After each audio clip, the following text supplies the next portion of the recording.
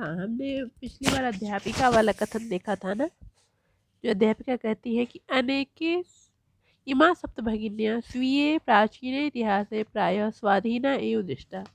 ये सप्तभगिनी अपने प्राचीन इतिहास में प्रायः स्वाधीन ही देखी गई। न केनापि शासकेन इमा स्वायत्तीकृता। न केनापि शासकेन किसी भी शासक के द्वारा इमा ये स्वायत्तीकृता न शासन नहीं किया गया, मतलब किसी शासक के द्वारा इन पर शासन नहीं किया गया, मतलब किसी भी शासक ने इन पर अपना अधिकार या इन्हें अपने अधीन नहीं किया था। मतलब ये प्राचीन इतिहास में ही ये क्या है, प्रायः स्वतंत्र ही देखी गई है। अनेक संस्कृति विशिष्टायां भारत भूमौ एतासां भगिनीनां संस्कृति महत्वधायिनी इति।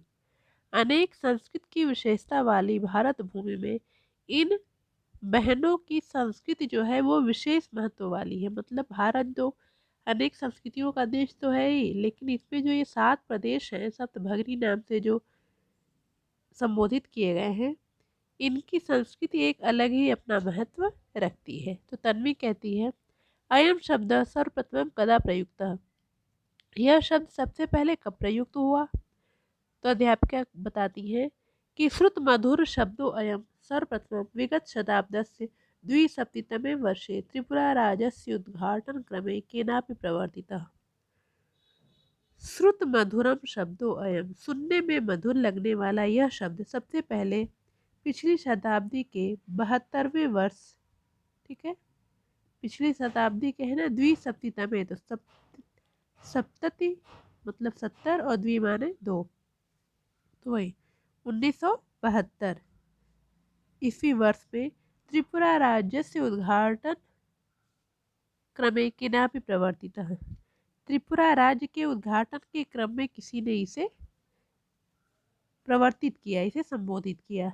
अस्मिन्नेव काले एतेषां राज्यानां पुनः संघटनं विहितम्। अस्मिन् एव कालेन, इस मतलब इसी समय में है। अस्मिन एव माने ही, इसी समय, काले माने इसी समय पर, एतेषां राज्यानां, इन राज्यों पर, पुनः संघटनम वेतम, इन राज्यानाम, ये षष्ठी का बहुवचन हो गया, तो एतेषां राज्यानां पुनः संघटनम वेतम, इस समय फिर से इन राज्यों का संगठन किया गया।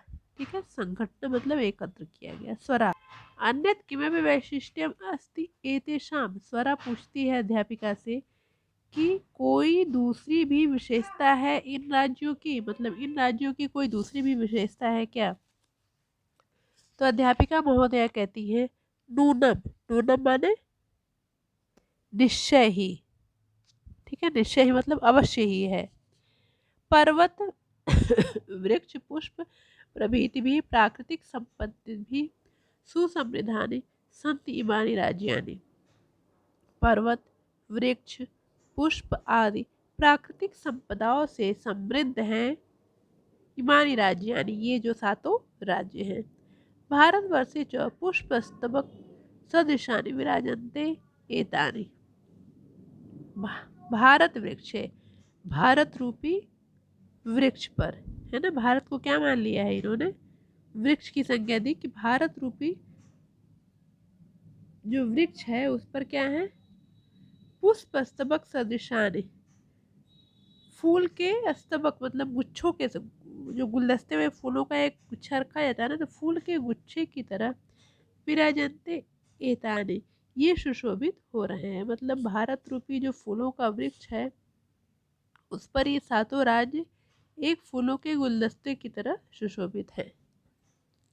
राजीव पूछता है भवती गृहे यथा सर्वाधिका रम्या मनोरमा च भगिनी भवती तथा भारत गृहे अपि सर्वाधिका रम्या इमा सप्तभगिन्यः सन्ति।